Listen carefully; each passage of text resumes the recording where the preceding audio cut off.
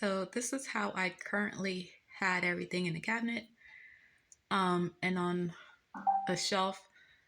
So what I had was just a little bit of onion powder left, and then I got this from Azure Standard and paprika and more smoked paprika, the ginger, and what is this? Cumin, curry powder, nutmeg, cinnamon, black pepper, nutritional yeast, and red pepper flakes, pumpkin spice, um, Cajun seasoning, cloves, garlic, turmeric, mustache, white pepper,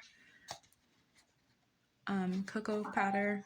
And this is just a mixture of different things that I don't need bulk,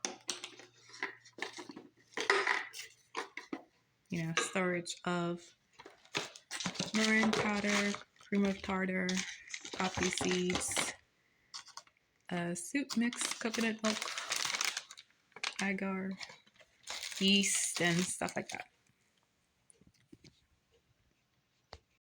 So for the pint jars, I put them in a dishwasher just to wash them and sterilize them, um, along with the lids. These 2.5 pints are gonna be for extracts that I'm gonna make later. Now the actual spice jars are in the mail. They should arrive today. So later on, I'm gonna put those in after these are dried.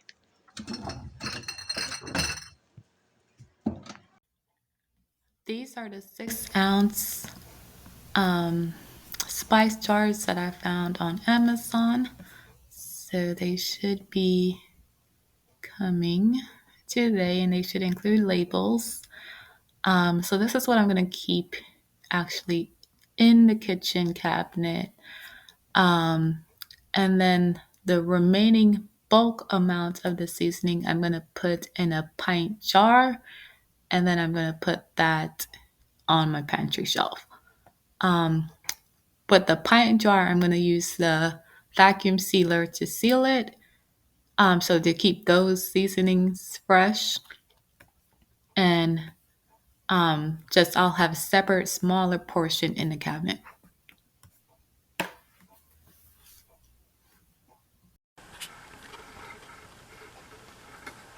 Okay. Do you see how this is all clumped together like this? Also, this one, the top doesn't even close all the way. Sometimes they stop closing. So this is part of the reason why I'm doing this, to prevent that from happening. Okay, the spice jars just arrived, and these are the labels. Some are already pre-labeled. Oh, quite a lot. And it comes with a marker. They have different styles. These are clear labels, I think. Okay, so these are the jars. They look fine so far.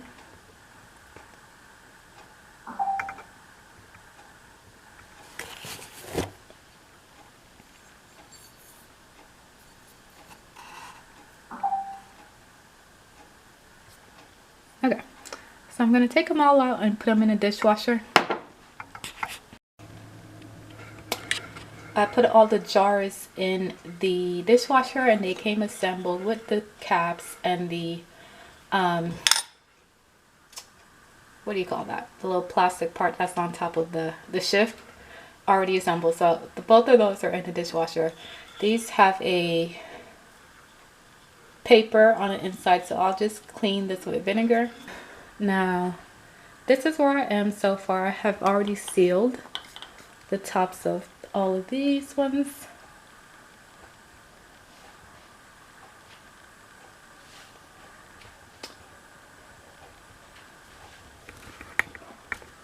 So I just used a jar sealer for that.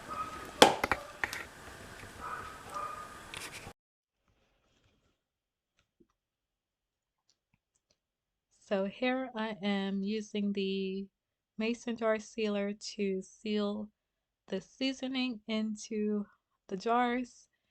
And after I filled each jars, I did that. And then I'm going to now fill up the smaller jars. And I have a different few ways that I went about doing this. So first way you could do is using a Ziploc bag with a hole in it and using that as a funnel, like I'm doing here. I also had a plastic funnel, a regular one, but that really didn't work too well. Maybe it was just too um, small. The seasoning would just get stuck in the funnel tube. So these jars do come with a collapsible plastic silicone funnel, which did work much better than the hard plastic funnel I had. Another way you could do is just pour the seasoning right into the jar, like I'm doing here. Also, you can take it over to the sink and pour the seasoning into the jar like that.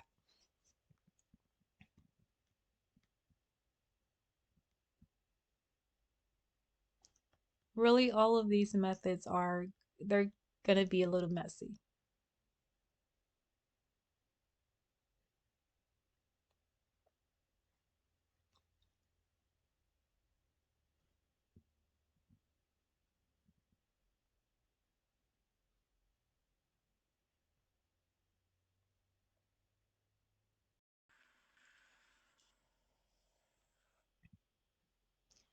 So in this one, I'm doing the nutritional yeast, and you can see um, that with this silicone funnel, it's easier because you can squeeze the seasoning down throughout the funnel.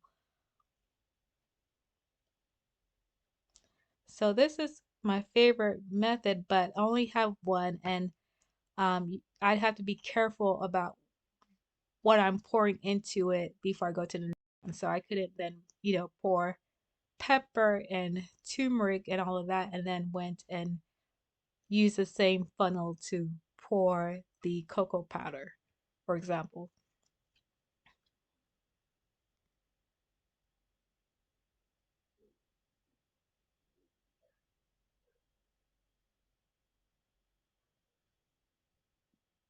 You could wash and dry the funnel, but that would take longer. And I would be concerned about the moisture. Maybe the funnel is not completely dry and you're just thinking that you dried it good enough.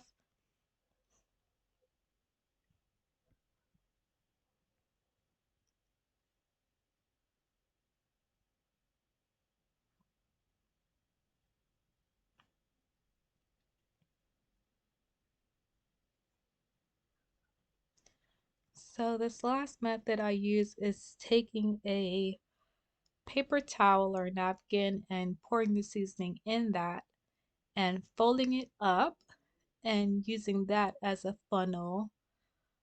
This was, I believe, the turmeric that I was pouring in here.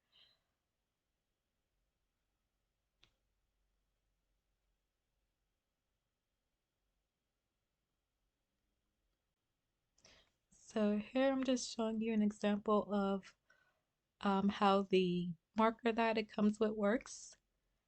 Um, I haven't checked yet, but I'm assuming this dries over time. But when you use the marker, it doesn't instantly dry.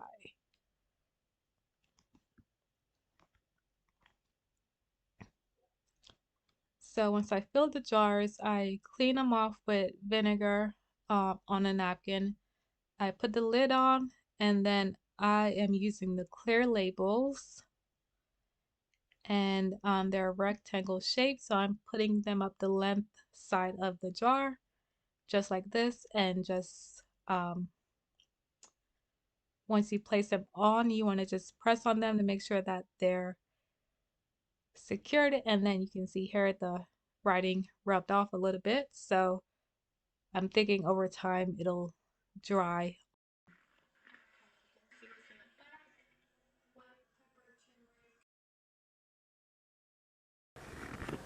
And you can see what's in the back. White pepper, turmeric, pepper flakes, cloves, allspice, nutmeg and cinnamon. Then I have nutritional yeast, cumin, ginger, curry powder, sage, parsley, and the pumpkin pie spice. Back here is cornstarch and cream of tartar.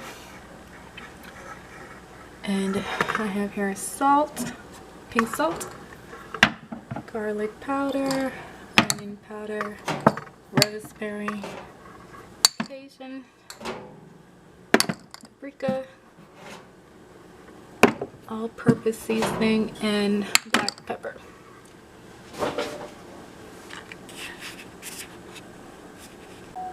Okay, so this is how I've organized it. In the front I have what I mostly use, and then what I least use all the way to the back. And then on this side is just oil and medicine in the back, and honey and liquid smoke.